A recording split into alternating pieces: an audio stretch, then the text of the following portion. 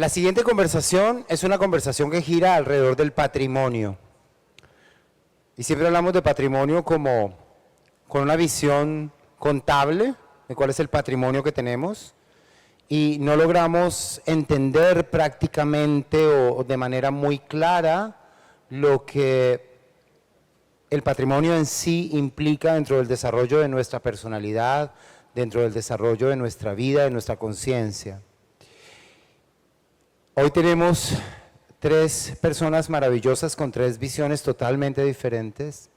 Y hoy, en respeto a nuestro patrimonio cultural, vamos a tener este conversatorio en español y nuestro invitado ha aceptado a tener este conversatorio en español y él va a tener traducción del inglés al español que va a dar nuestra traductora. Gracias, Alessandra, por ayudarnos.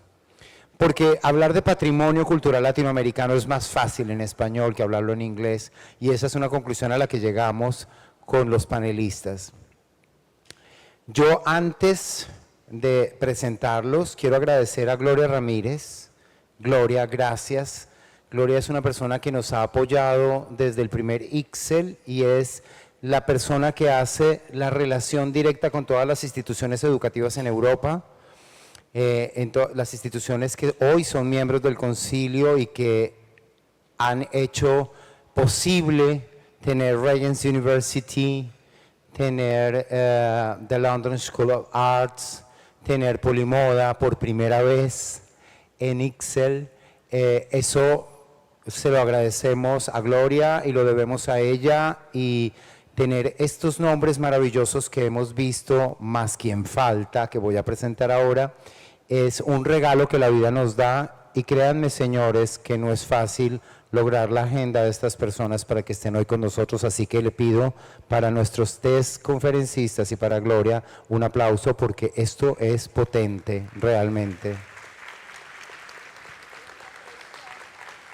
Cuando hablamos de patrimonio lo vamos a hablar desde los procesos migratorios y desde ahí decidimos hacerlo porque el patrimonio a través de estos procesos migratorios se convierten en insumos para la creatividad, modifican la esencia de las culturas y los estándares de diseño y prosperidad. Me gusta cuando leo lo que yo he escrito. Desde la visión del patrimonio en movimiento, porque el patrimonio en movimiento somos nosotros cada vez que nos desplazamos y cada vez que dejamos nuestro espacio de vida para adaptarnos a otros espacios de vida. Desde allí hay esa cultura material e inmaterial como formas de prosperidad y desarrollo. La pregunta que en ICSEL nos hicimos fue, ¿qué tan comprometidos estamos como especie en la regeneración de nuestro planeta? ¿Buscamos ser naturistas o tecnológicamente inteligentes? ¿Desde qué perspectiva este patrimonio cultural nos permite a nosotros vernos como coexistentes en un planeta donde si bien creemos ser la especie dominante, no lo somos, porque las abejas se van de viaje para Marte y el planeta se acaba, o sea que creo que la especie dominante son las abejas. Y como lo decía en algún momento un científico muy prestigioso, cuyo nombre he olvidado y da vergüenza decirlo, pero es la verdad, lo único que mataría rápidamente al ser humano son los hongos, porque no tienen cura, porque entre más los tratamos, más fuertes se vuelven. Entonces realmente como especie dominante no estamos tan claros. Entonces, ¿cómo nosotros podríamos, a partir de este patrimonio cultural, de este patrimonio en movimiento, reconstruirnos como especie y regenerarnos dentro de la industria? Quiero presentar a J. Macaulay Bousted, Senior Lecturer de University of the Arts London, College of Fashion, profesor especialista en estudios históricos y culturales. Jay, thank you for being here. José Forteza es el Senior Editor de Vogue Latinoamérica. Además, es el presidente honorario del Fashion Designers of Latin America y es el embajador global de Universo Mola, que ya hablaremos de Universo Mola. Gracias, José. Una personalidad y mi nuevo jefe, porque me dijo que yo soy ahora su, ¿qué fue el título que me diste? Representante en Colombia. Bueno, y ahora presento con mucho placer a Valentina Suárez, uno de aquellos cerebros fugados colombianos que en algún momento ella nos contará, tuvo que irse de Colombia para Uruguay y ahora me encanta porque cuando hablamos por teléfono me decía que ella se sentía más campesina que indígena o con alguna etnia, tenía una relación más con el campo y me encanta sentirlo. Valentina es diseñadora diplomada en sostenibilidad de producto de moda por el Milano Fashion Institute y es directora de Universo Mola, que es el movimiento de moda sostenible de Latinoamérica. Gracias.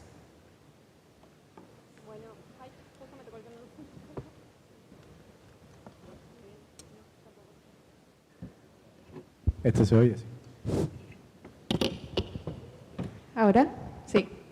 Bueno, buenas tardes. Muchísimas gracias, Danilo, por esa introducción. Vamos a hacer un ping-pong hoy, vamos a atravesar todo lo que tiene que ver con cultura. Y me alegra muchísimo que hayamos llegado a hablar de patrimonio en un tema de sostenibilidad. Normalmente estamos acostumbrados a pensar en textiles, a pensar en medio ambiente cuando hablamos de sostenibilidad, y llevarlo al patrimonio es hacer humana nuestra industria. Gracias también a Ixel Moda por inspirar este panel en un concepto que creó mi madre, que es justamente Patrimonio en Movimiento, que es el concepto principal de la Fundación Entre Soles y Lunas, fundación en la que trabajo y en la que dirijo Universo Mola, este movimiento de moda sostenible latinoamericana que creamos hace 8 años, que José además es el embajador global desde ya hace varios años también, y que venimos construyendo con el objetivo de darle un poco de visibilidad a lo que estamos haciendo en Latinoamérica, porque estamos haciendo cosas increíbles y necesitamos conectarnos y necesitamos entendernos los unos con los otros. Así que, primero que nada, muchas gracias a Ixel Moda por eso. Gracias a este par de panelistas impresionantes que me dejaron en el medio a propósito, se dieron cuenta. Lo del dress code fue totalmente, no sé, como telepático. Me robaste el poncho. No fue a propósito. Entonces, no, eso funciona. sí se oye, sí. Lo que hablo muy bajito, siempre me va a decir Luis, habla alto. No, tranquila, si era nada más que para decir que la idea de hablar del dress code era mía y me la robaste. Así que vamos a ver un poquito, porque yo estoy segura que no sabemos o no entendemos o no dimensionamos qué es realmente el patrimonio. Así que voy a empezar por mi derecha, Jay. Para ti, ¿qué es realmente patrimonio? ¿Es solamente pensar en la ancestralidad, en los conocimientos o tiene que ver algo con el hoy?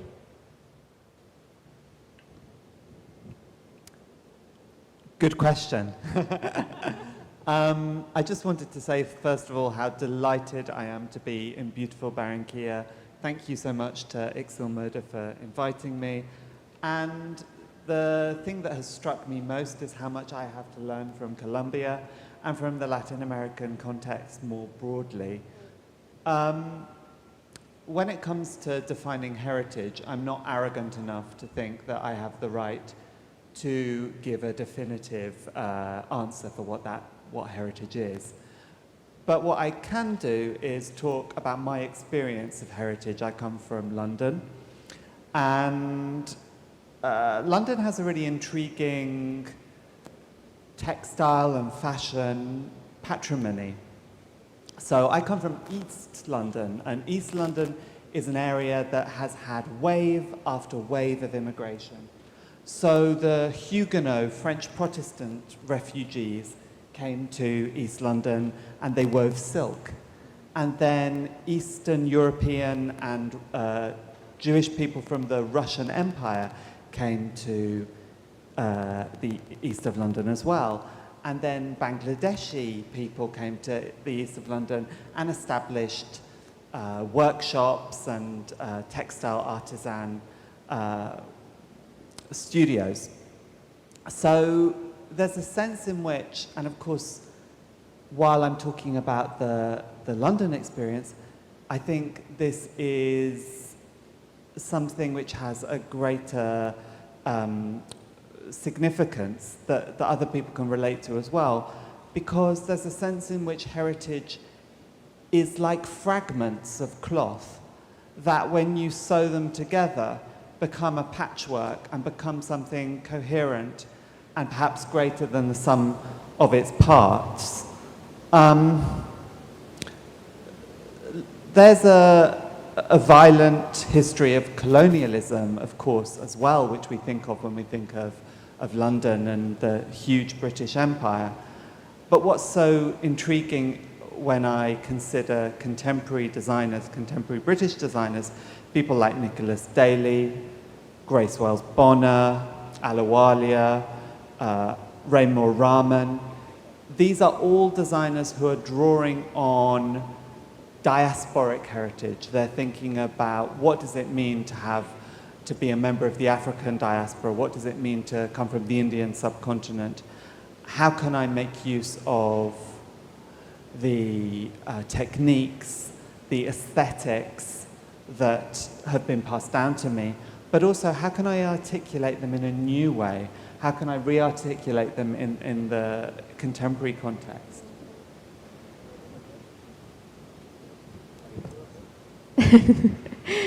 No sé si quieres agregar algo. No, bueno, a mí no me puedes decir eso nunca porque siempre Yo sé. agregar algo. Bellísima la metáfora que mencionabas tú de ese patchwork que lo trae a la moda. Y sí, voy a decir lo más corto posible y lo más directo posible. Para mí, ¿qué cosa es patrimonio? Para mí, patrimonio es principalmente lo que no tenemos que definir porque es nuestra vida, somos nosotros mismos. Patrimonio es cada signo que se nos incorpora desde que nacemos. Patrimonio es cómo vestimos, cómo hablamos, cómo abrazamos a la abuela y le damos el último beso, sabiendo que con ese último beso vamos a heredar todo lo que nos legó. Eso es patrimonio, eso se aplica a todos nosotros como seres sociales, a los que están estudiando un arte como es la moda, que es un arte industria, y que se extiende a tantas cosas como un fenómeno sociológico esencial e importante. El patrimonio, no se preocupen por conceptualizarlo porque son cada uno de ustedes. El patrimonio es lo que nos entra cuando respiramos en la calle. El patrimonio es el sabor del café que no es el mismo en un sitio o en otro, pero que llevamos a donde quiera que vayamos. Y por ahí va el curso de esta conversación y es el impacto de esos signos que llevamos, que les vamos a llamar patrimonio, cuando somos inmigrantes o emigrantes. Y la manera en que potenciamos, engrandecemos y redimensionamos nuestro entorno cada vez que llegamos a uno que es extraño hasta el día que estamos en él. Minutos después somos parte de él, incluso como entes extraños, como entes importados. Ya nos convertimos en parte del patrimonio de ese lugar. Por tanto, patrimonio somos todos, donde quiera que estemos. Patrimonio es cada partícula de aire que respiramos y cada palabra que decimos, por tonta que sea, como puede ser alguna de las que he dicho yo ahora mismo. Hay un tema, y es que a nivel académico, creo yo, estamos muy interiorizados del valor de la moda a nivel sociológico, a nivel humano. Pero cuando lo vemos a nivel masivo, a nivel de la sociedad, veo una diferencia y una desconexión del acto del vestir con todo lo que hay detrás. ¿Cómo hacemos, y voy a empezar por acá, José, para generar una conexión emocional con lo que vestimos? ¿Cómo logramos nosotros que se vuelva aspiracional? ¿O cómo logramos que se vuelva un negocio? ¿O cómo logramos que esas dos cosas empiecen a tener que ver con nuestra identidad? Bueno, es una excelente pregunta, lo que sería el tema de un curso de cualquiera de las universidades que están aquí, porque tiene muchas cosas dentro de eso, ¿no? ¿Qué te puedo decir? Creo que el hecho de vestirnos, el hecho de lo que expresamos, lo que queremos o no decir aparentemente cuando nos vestimos, vuelvo a lo mismo, no es algo que estamos todo el tiempo interiorizando y conceptualizando. Yo creo que, y eso también les comparto una idea, yo siempre digo que yo no doy conferencias, yo comparto mis ideas erradas o no para que ustedes decidan qué van a hacer con ellas. A mi juicio, cada vez que nos vestimos, queremos expresar algo diferente, queremos expresarnos a nosotros mismos o queremos insertarnos en una comunidad. ¿Dónde está el elemento importante? Te decías cómo incorporar lo aspiracional o no, cómo debemos asumir el hecho de abrazar la moda, y es porque estamos hablando con justamente personas que se están preparando para la industria. Sí es importante, aunque yo pienso que la manera en que reaccionamos a la moda es un fenómeno que es absolutamente espontáneo y que se da, que no se medita demasiado, aun cuando lo estás meditando y quieres lucir mejor, el resorte que te lleva a hacerlo es absolutamente espontáneo. Pero, ¿qué sucede? Que los que trabajamos en esta industria sí tenemos que tomar muy en serio esa espontaneidad en la gente a la que nos dirigimos. Cuando un diseñador está trabajando una colección, cuando un diseñador está decidiendo por dónde va a ir su narrativa estética, primero va a pensar en él mismo, o en ella misma, o en él mismo, para estar a tono con la diversidad. Pero la realidad es que junto con eso tiene que ver de qué manera está integrándose a su futuro potencial y definitivamente necesario consumidor. Desde el punto de vista de negocios, para hacer rentable lo que está haciendo. No se olviden que aunque sean creativos y tengan un equipo, tienen que rentabilizar su trabajo todavía porque es la realidad. Por otra parte, cómo satisfacer su lado creativo.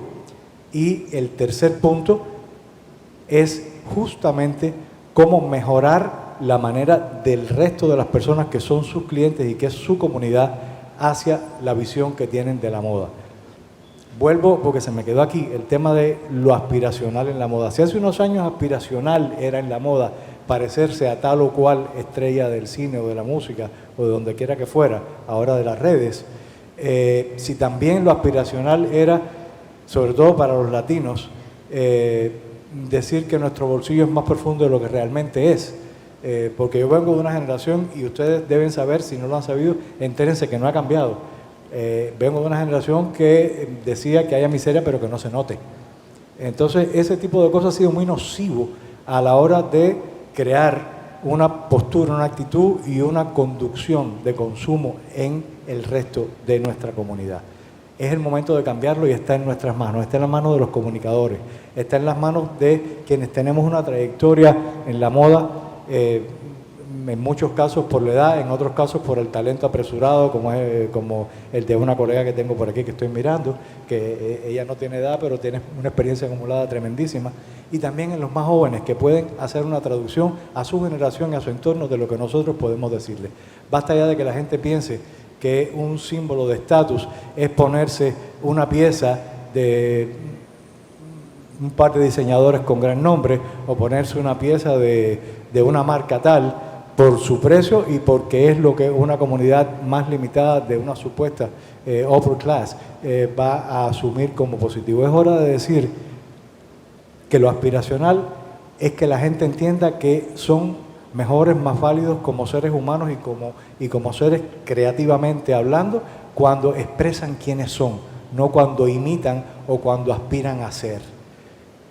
Y en ese expresar quiénes somos viene la importancia de que entiendan que parte de esa fórmula tiene que ser la decencia de entender que hay que ser sostenibles para cuidar el planeta, para cuidar el presente y el futuro, pero además de eso, hay una cosa de la que solemos no hablar y es para respetar el trabajo de todas las personas que están detrás de cada uno de los pasos de esta camisa que me llegó a mí. Si lo unimos al patrimonio, hay muchos signos en nuestro patrimonio que nos obligan a hacer así. Nada más respetable y más hermoso que pensar en ese inmigrante que llegó a cualquier sitio del mundo y que no podía comprar Prada o Dolce & Gabbana, que simplemente tenía que sobrevivir día a día porque lo más importante era comprar la comida de sus hijos. Y para eso se vistió. El día que nosotros le hagamos entender a la gente que esa camisa que llevó a sudarla para pagarle la vida a sus hijos vale más que una túnica de la señora que adoro, Mugshot, estamos haciendo un buen servicio. De eso se trata la narrativa que tenemos que hacer llegar. ¿Cómo hacerla llegar? Con buenas historias, pero con historias reales, no inventándonos cuentos, no yéndonos demasiado por las ramas, porque a veces nos vamos tanto por las ramas de la conceptualización que la gente no capta el mensaje. Entonces, ¿por qué no? ¿Por qué no decir qué lindo tu vestido? Pero que lo que más me encanta de la túnica que te está cubriendo es la historia que puede llegar. Es a cuánta gente, no a ti, pero de pronto a cuánta gente le puede seguir cubierto del frío cuando tú lo incorpores a otro atuendo, cuando tú lo dones a quien lo necesita o cuando tú sigas haciendo historia y sigas haciendo prevalecer la calidad humana por encima de la aspiracionalidad humana, o cuando seas capaz de cambiar el concepto justamente de esa aspiracionalidad a partir de la calidad como ser humano que tú eres. Entendiendo que cuando hablamos de patrimonio hablamos de identidad. La identidad yo creo que no es 100% purista. La identidad se ha ido construyendo gracias justamente a este patrimonio en movimiento. Yo particularmente, como decía Danilo, soy colombiana, pero viví 20 años en Uruguay. Y para mí era emocionante ver algo de Colombia fuera del país. Era emocionante escuchar el himno, era emocionante comer una arepa hasta que empezó a llegar la harina pan. Era emocionante escuchar a alguien con el acento colombiano, porque era algo que estaba totalmente fuera de mi realidad inmediata. Vuelvo a Colombia 20 años después y ahora, cuando escucho cosas de Uruguay, me emociono. Entonces, mi identidad en este momento ha sido permeada y ha sido construida, y mi concepción de la moda, inclusive, y del cómo me he visto, tiene que ver con esa historia particular. Lo cuento desde la experiencia pura y dura, porque me parece lo más interesante. Entonces, ahí es cuando entendí justamente que existe esa conexión emocional con lo que vestimos, y que me siento súper orgullosa cuando eso que estoy vistiendo tiene que ver conmigo, de alguna u otra manera, especialmente cuando son marcas de moda sostenible latinas, porque tiene que ver con mi creencia. Entendiendo además toda esta historia, Jay, ¿cómo ha sido construida entonces nuestra moda a nivel global? ¿Y cómo tú crees desde tu visión que se podría llegar a trasladar también esa historia acá, a América Latina? Goodness. I think I've already begun to address some aspects of that question. But there was something really interesting that you were saying earlier about value. So aspiration and value. And I suppose if we ask ourselves, and I will return to your question, I promise. But I suppose if we ask ourselves, what is the value of heritage, or what is the function of heritage? It's very closely related to value, right? We're not just wearing garments, those garments have meaning. And the heritage is a big part of the meaning. And it's important to value garments because implicit in valuing those garments is valuing the people who made them and valuing the resources from which they were made. And that is the big sort of problem that we have, that we neither value the resources, the precious resources from which our garments are made, nor the people who make them. And this is a problem that has existed in different ways for a long time.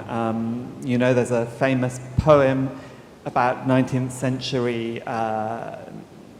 century shirt making, stitch, stitch, stitch, in poverty, hunger and dirt. And there is so much about 19th century garment production that would be very familiar to people today. And this is something that movements like the arts and crafts movement tried to address. People like William Morris were interested in having skilled artisans produce beautiful garments that were inspired by the past, that were inspired, in fact, by heritage. They were looking at medieval tapestries, and they were thinking about reviving artisanal skills from the past, embroidery, for instance. And yet the problem that they had was that the products they were producing were very expensive. And I think this paradox remains, this problem remains, and we haven't quite answered it yet. But returning to the question you actually asked, which I'm very sorry to have gone off on my bizarre trajectory. I think one of the things that you see in markets that are confident is that those markets or those countries or those regions are no longer interested in copying what they see in Paris, for instance, but in fact have the confidence to present something that is distinctively Japanese or distinctively Indonesian or whatever it may be. And that also makes me think about industrial strategy. So one of the places in the world that I think has had some of the most ambitious export strategy when it comes to culture is South Korea. You know, it's really fascinating to see what South Korea has done with fashion, with film, with pop music, notably, with even with skincare. And this hasn't happened by accident. This is something that has been decades in the making. It's about providing cheap finance to entrepreneurs. It's about creating creative clusters where expertise is built up. And it's about really thinking about creativity in terms of something that can be exported. Now, not everyone wants to follow that South Korean model, but I think it's a very intriguing one, nevertheless. I hope that touches on your question. It does, it does. Do you want... Perdón, ¿quieres...? Tocó tanto que quiero agregar algo. Dale, dale. Y me alegro que haya salido en algún momento el ejemplo del K-Fashion y de todo el Korean phenomenon. Sí, es súper interesante y hay que tener en cuenta. Hace un momentito hablamos de la moda como fenómeno sociológico, fenómeno obviamente, y ya llegamos entonces a la política. Es muy interesante pensar en el K-Fashion porque es una postura de instituciones públicas y una postura de todo un andamiaje ideológico también que se sobrepone a el temor y el flagelo de la otra Corea. O sea, Corea tiene que ser a toda costa mejor que Norcorea, porque es donde se ha seguido centrando, a pesar de que han pasado décadas, la Guerra Fría de una manera más atroz y más tremenda. Y ahí ha venido la ganancia para la moda. Los surcoreanos entendieron, y casualmente hace un ratito tenía una conversación de esto, y lo mencionaba cuando hablaba de la moda como fenómeno sociológico.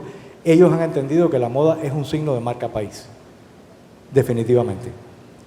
No lo inventaron ellos, lo estudiaron mucho, porque si vamos a hablar estéticamente, esto sucedió décadas atrás con la explosión de la moda japonesa, gracias a los sacrosantos Miyake y Yamamoto.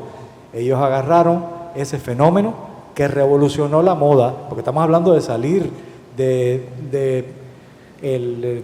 brillo y de los volúmenes y de los pelones grandes y de todas esas cosas ochenteros y entrar en una cosa que para muchos en mi generación fue el buen gusto, el retomar el buen gusto a partir de un constructivismo cuasi minimalista gracias a la cultura japonesa. Los coreanos lo tomaron, los coreanos lo han aplicado y el fenómeno K abarca todas las artes como parte del endamiaje ideológico y social de todo un país. ¿Dónde está lo que sigue faltando? La conciencia de que tiene que ser además sostenible. Ese es el elemento que está faltando. Ojo, América Latina está en un momento súper interesante, sabemos que somos muy políticamente volubles, pero desde hace unas décadas, cuando había una apariencia de más estabilidad, se empezó a ver la atención del resto del universo, y tú contradíceme si no, hacia América Latina, como signos culturales y estéticos dentro de la moda. Y ahí tengo otro académico mirándome con cara de que si digo algo malo va a saltar. La realidad es que no por gusto la gente empezó a volverle a rendir pleitesía a las cejas de una pintora icónica. No por gusto la gente empezó a abrazar de nuevo el color. No por gusto el lino comenzó a ser aplaudido mucho en muchos más sitios que en las regiones costeras del Caribe. Y no por gusto se entendió el valor del algodón pima y de otros materiales, para no entrar en broncas entre Perú y sus alrededores, desde el punto de vista de patronaje y de todas esas cosas. Es porque empezaron a mirar a América Latina. América Latina tiene que hacer como hizo Japón y como ha hecho Corea. Polarizar el momento y además de eso sumar la posibilidad real de hacerlo de una manera consecuente de una manera consciente y de una manera sostenible a partir de, vuelvo a mi comentario anterior, cambiar la mentalidad del consumidor, porque en la medida en que cambiemos la mentalidad y la postura hacia comprar del consumidor, vamos a tener, como toda la vida hemos sido, se atrevían a llamarnos tercer mundo, como toda la vida hemos sido orgullosamente tercer mundo, pues vamos a demostrar que podemos cambiar al mundo desde la posición de terceros, que a veces es mucho más efectivo, porque no hay nada más efectivo, y Fouché nos lo dijo desde hace mucho tiempo atrás, que el poder detrás del trono. En ese cambio de hábitos de consumo, justamente, nosotros tenemos que ser muy conscientes de nuestra historia. Y si lo vemos a nivel general, América Latina no mira hacia adentro, o no ha mirado en los últimos años hacia adentro. Y esto es un tema casi que se vuelve como incoherente, en donde estamos hablando de patrimonio, estamos hablando de que tenemos una identidad espectacular y estamos hablando de cuidar nuestras culturas, pero seguimos viendo lo que nos imponen del norte global. ¿Cómo hacemos, José, desde la comunicación, para empezar a hablar de una moda descolonizada que además eduque tanto al consumidor como a la industria como tal? Probablemente lo que voy a decir no es lo que esperan que diga. Lo primero que me parece que debemos hacer es quitarnos de la cabeza el concepto de colonizado. Es la manera más inmediata de devolver la pelota al terreno que piensan ellos que fue donde empezó este match. Vivimos en un mundo global, vivimos en un mundo donde la difusión y la comunicación es tan democrática como nunca antes lo fue. Entonces, este es el momento de entender que el maniqueísmo de colonia, metrópoli, se ha ido de alguna manera diluyendo de la manera más o menos justa, de la manera que sea, y volviendo al inicio del tema de esta conversación, se han borrado las fronteras en cuanto a signos estéticos e incluso, de alguna manera, en cuanto a posturas aspiracionales entre los países que en un momento fueron metrópolis y que están en una crisis tan espantosa que de metrópolis no les queda más que el recuerdo, y los que fuimos colonia, que en este momento se ha demostrado que fuimos mucho más inteligentes porque les agarramos los signos coloniales y podemos usarlos sin andar con miedo a decir, eso es apropiación cultural. ¿De qué estamos hablando? Esto es un mundo global. Todos somos seres sociales, todos somos ciudadanos del mundo. Eso es lo que hay que imponer. No tengan miedo. Cuando una diseñadora que tiene todo el respeto y la trayectoria agarra un signo de la cultura mexicana y lo pone en una colección, no la critiquen, apláudenla, aunque les cueste la confianza de algunos de sus colegas, porque vivimos en un mundo global. Ustedes son muy jóvenes y esta conversación tiene necesariamente que ser algo de dinosaurios dentro de un año, porque el mundo cambia al minuto y no podemos seguir perdiendo el tiempo. ¿Sabes qué? El antídoto contra eso es: no hay ya más colonialismo, porque todos somos metrópoli común y así tenemos que demostrarlo. Demos nuestros signos que son valiosos, sigamos asumiendo los de ellos que los estamos usando, porque nunca hablamos del lavacá, que también los estamos utilizando. Insertémonos en lo que es un mercado global desde el punto de vista de los que van a desarrollar su carrera con modelos de alguna manera que hay que pensar en eso, comerciales y con modelos de negocio que sean rentables. Insertémonos en las tendencias e impongámonos de alguna manera en el mercado mundial, entendiendo que somos parte de él. Porque si nos ponemos ahora mismo a mirar colonialismo, ese rollo nos va a llevar a un hediondo complejo de inferioridad del que ya tenemos que salirnos. No hay metrópoli. Tú eres colonizado si te dejas colonizar. Si no te dejas colonizar, tú colonizas al supuesto metropolitano. Y esa es mi respuesta a eso. Y los signos son comunes, los signos de identidad, los signos patrimoniales. Tú vas a sentirte colombiana en París y vas a sentirte uruguaya en Shanghái. ¿Tú sabes por qué? Porque eso es algo personal. Pero tú sabes cómo le ganas a los parisinos y a los chinos imponiendo la valía de tus memorias, la valía de tus símbolos estéticos, que ya son patrimonio de todos. Ese es mi parecer.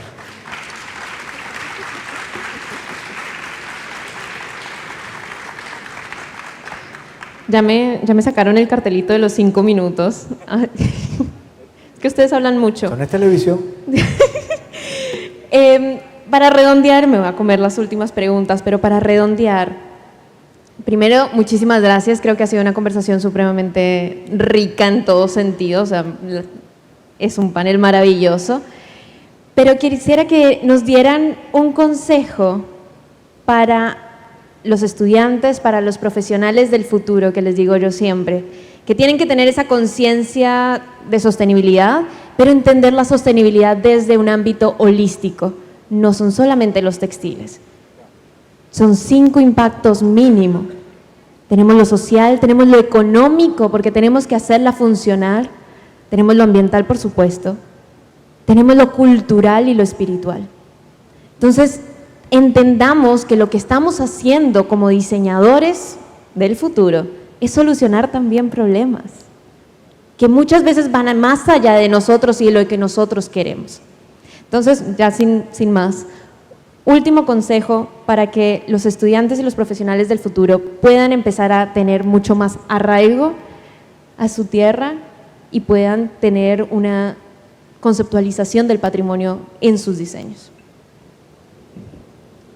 I saw a wonderful exhibition a couple of days before I came here about fashion in London in the 80s, and it was people who had made garments in their bedrooms, worn them to nightclubs, had been picked up by the style press, and the emergent magazines of the day, often with very, very small print runs, again being produced pretty much as cottage industries in people's houses.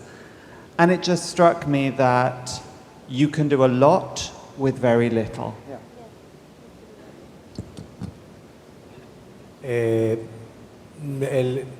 Una sola cosa les voy a decir. Para no sentir la ausencia de arraigo, acuérdense que no hay nada más liberador que estar desarraigado. Desarraíguense. Miren al futuro. Mañana es un día nuevo. El próximo destino es un nuevo comienzo. No se arraiguen. Lleven las memorias. Amen a los abuelos. Pero con una gavetica que tienen aquí atrás que pueden cerrar y abrir cuando quieran. Para mirar al mundo, desarraíguense y cómanse lo que el mundo es de ustedes. Está por delante. Muchas gracias. Gracias. Muchas gracias a